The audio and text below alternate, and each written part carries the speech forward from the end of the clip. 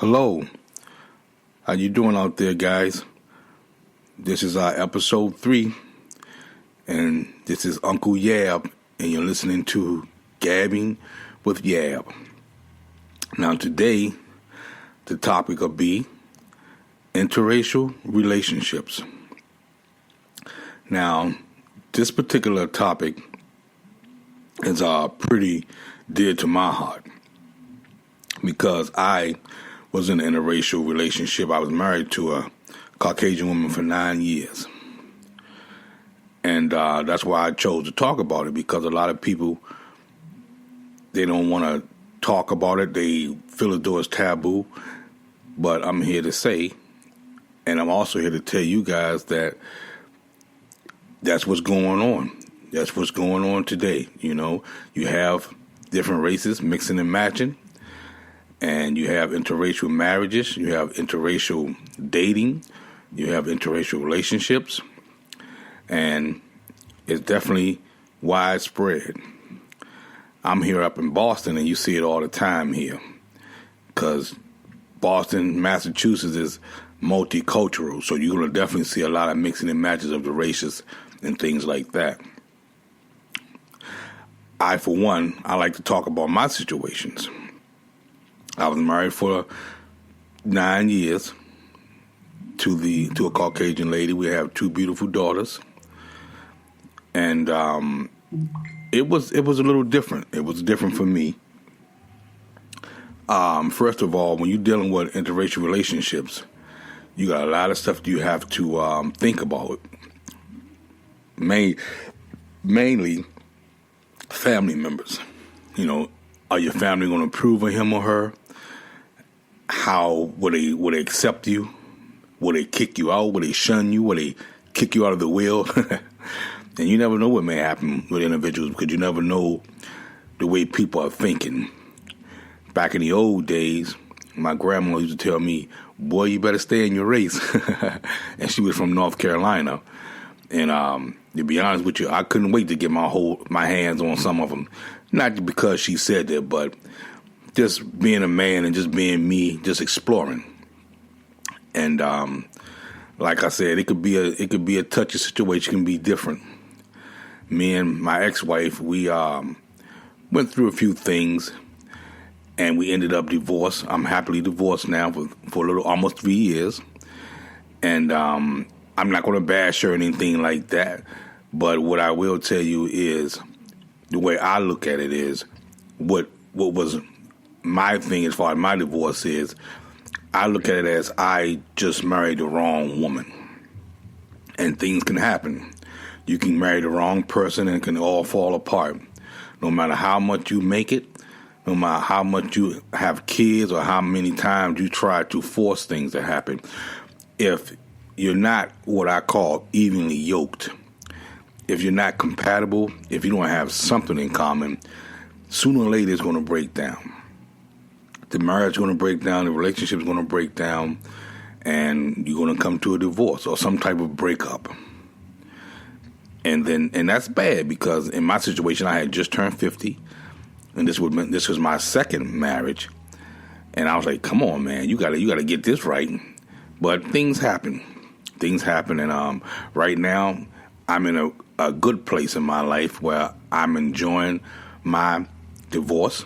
I'm enjoying doing me, and I'm enjoying taking care of my kids, and which I've always done. And it also opened up my eyes to a few different things. I had to look at myself in the mirror and ask myself, how much can I tolerate? What is my breaking point? What are some of the things that I need to require in a woman? And the things that I always thought that I was good about or thought that I wanted in a woman, this young lady didn't have.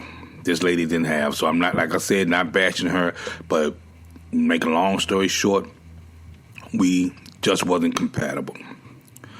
Now, I know a lot of other couples out there that's the interracial couples and things like that, and hopefully you guys are getting along and doing what you're supposed to do, but it's definitely hard.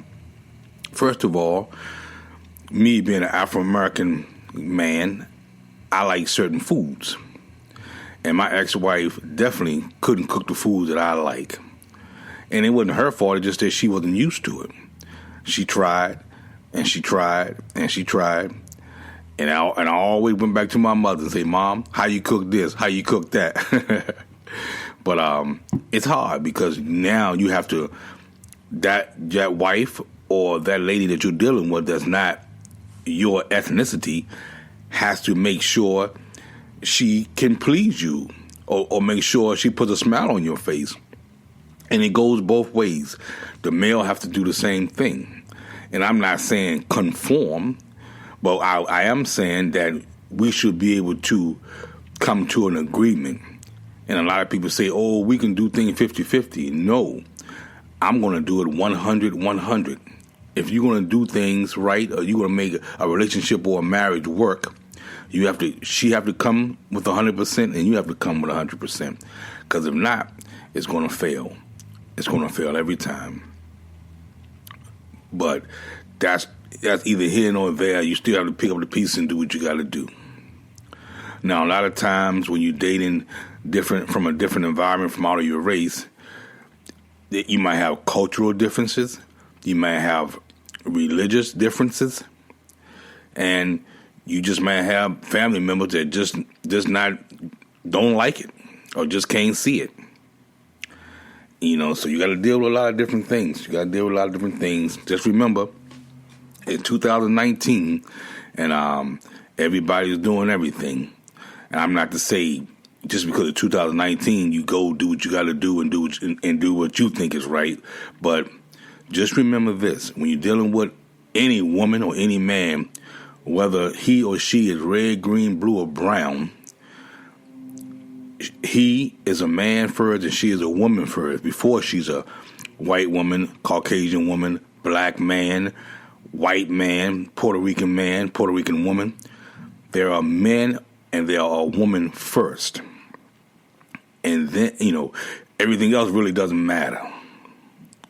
But what does matter is how that person treats you, how that person makes you feel, and if he or she loves you unconditionally, not just for the time being, or all of a sudden he or she gets tired of you, because a marriage is a matrimony. You know what they say, to death do us part. So you got to put that in consideration. And not only that, you have to have some type of camaraderie there. It has to be some type of percentage of what you can tolerate, and that's with any marriage, interracial or not. It's a lot of interaction. There's a lot of talking. There's a lot of discussing. There's a lot of soul searching. It's a lot of crying, and you have to come to a conclusion. What can you tolerate? What can you be able to stand in he or she? After that, or during that time, you have kids. Kids coming into the relationship, and a lot of time kids can make a relationship sour.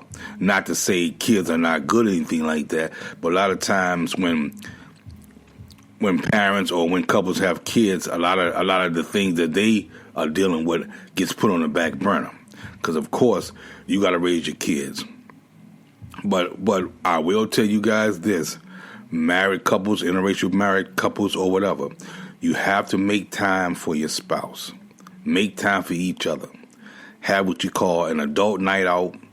Have what I call a sexy day, where you go out with your wife, girlfriend, significant other, or however it may be, and just enjoy the time spent with you guys.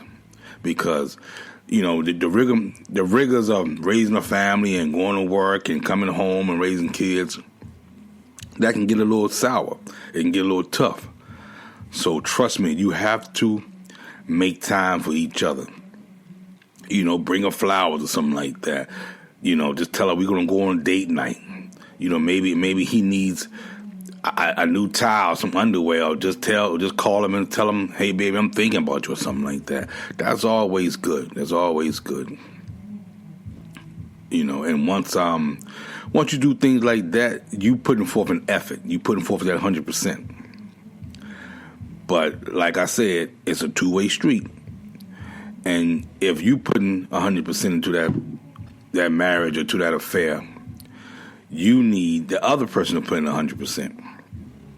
Because it can't be a one-way street when it comes to a relationship. Both of you have to put in 100% and 100% to make it work. And the biggest thing that I see wrong with different relationships or different couples, communication. You have to talk, people. You have to talk. She can't read your mind. He can't read your mind, ladies. So you got to communicate. I'm not a magician. I don't have a crystal ball. So we got to sit down and figure out what's going on. What's going on at work? Is something bothering you at home? Do you have health problems? Maybe we can work it out together. And with couples of any race, if you guys having problems, sit down and talk. Sit down and work it out. See what's going on. Get it out in the open, and you'll feel a lot better. You'll feel a lot better. A lot of interracial couples, they deal with a lot of different issues. Like I told you, the way people were brought up. I know one thing as far as the religious thing. I was brought up and raised Baptist. My ex-wife was Catholic, and I just wasn't into the Catholic religion. I don't have nothing against it. I just wasn't into it. So, she wasn't an avid Catholic, but she was raised Catholic. So we had our kids Christian in the Catholic church, but after that, we never stepped foot in the church. Not that I didn't want to, but I knew that I wanted to be in a Baptist setting. That's where I was raised, and that's what I wanted to do. And once again, she wasn't for that. And like I said, that's a strain. That can definitely be a strain on a relationship. Or she wasn't willing to say, well, you go ahead and do your thing. I'm going to go ahead and do my thing or whatever. And definitely you have to have support. If you don't have support on both parts, your relationship, your marriage is going to break down. Regardless of what's going on, you need support. Whether it's helping the kids with their schoolwork, whether it's cooking in the kitchen, you may want to help fixing the car. I know some ladies that help you fix a car, and that's cool. If that's cool, if she out there getting greasy like you doing, then she's all right. That's a good woman. That's a good woman. So keep her, definitely keep her. But women and men are different. They really different. They made different. They built different. And I always say it's about love, commitment, and it's definitely about what you can tolerate. If she's a good woman for you, then that's all that matters. Who cares about what your family say? Because at the end of the day, your family ain't sleeping with her. Your family ain't waking up to her. Your family not, doing things that you and her do together. Your family just seeing things from their mind and their perspective, which might not be always the right thing. And you guys know as well as I know, sometimes family members can be hard on you. Sometimes they can help you, sometimes they can hurt you. But God knows I love all my family. But like I said, sometimes family can see things that you can't see. They might not tell you, but at the end of the day or at the end of the relationship, hey, I never did like that woman. She was something else. Okay, now you tell me. But at the end of the day, like I said, you have to make the decision on your own. You can't just have families dictating your relationship.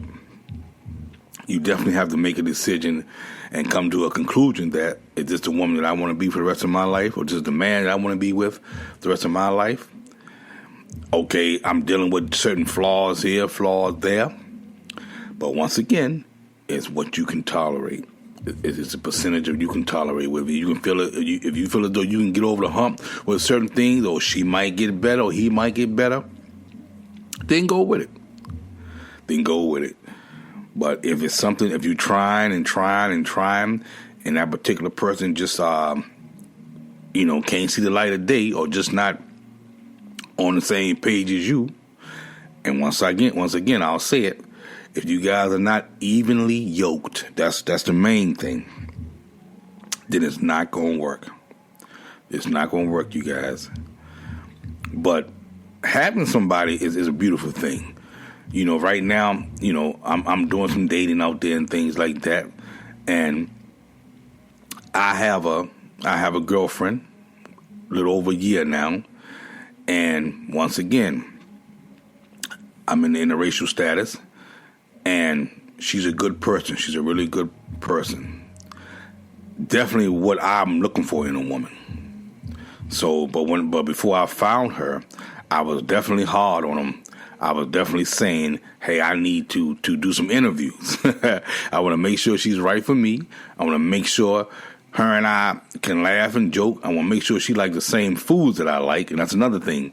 She got to like the same food. If she don't like seafood or soul food or whatever, you may get away with it with the soul food, because not everybody eats soul food.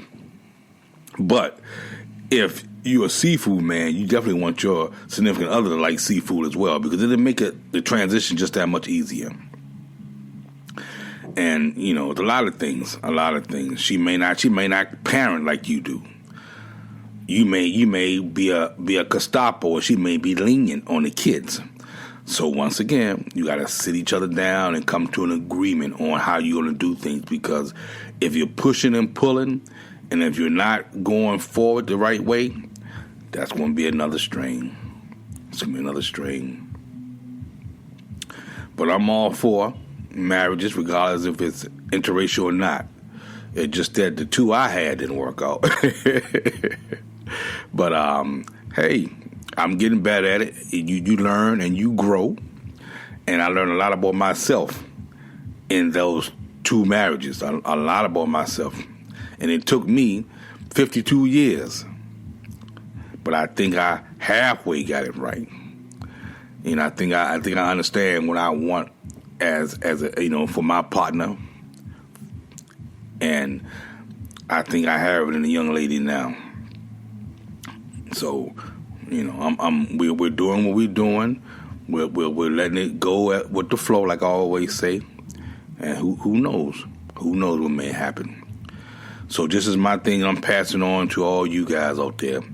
If you're in an interracial relationship, always make sure you cross your T's and dot your I's. Make sure that significant person is right for you, because you have to always realize and keep in the back of your head, he or she is coming from a different ethnic background, different views, different values. So if you guys don't have something in common, it's going to be hard. It's really going to be hard. And once again, don't look at he or she as a black man or white woman. She's a woman first. He's a man first, before the color is a factor in anything. You definitely got to have some love. Definitely got to have some affection. And if you're into the God, into your religion, that has to be one thing too. Both of you guys have to be on one accord with that. You have to believe. If you don't believe, then both of you guys just don't believe. But I don't think you have a person that believes and a person that don't believe. I don't think that's going to work. But that's just my opinion. That's just my opinion from my Uncle Yab. And I'm here just passing on some good information, because I got a lot to say. So I'm going to let you guys know I'm going to be here again with another podcast, because I got a lot on my mind, and I'm here to do this. So hopefully you guys will support me, and I'll be putting my stuff out periodically. And hopefully everything goes well with your relationship, wherever you are, whether it's interracial or, you know, same relation or same ethnic group. God bless you on it, and have a good night.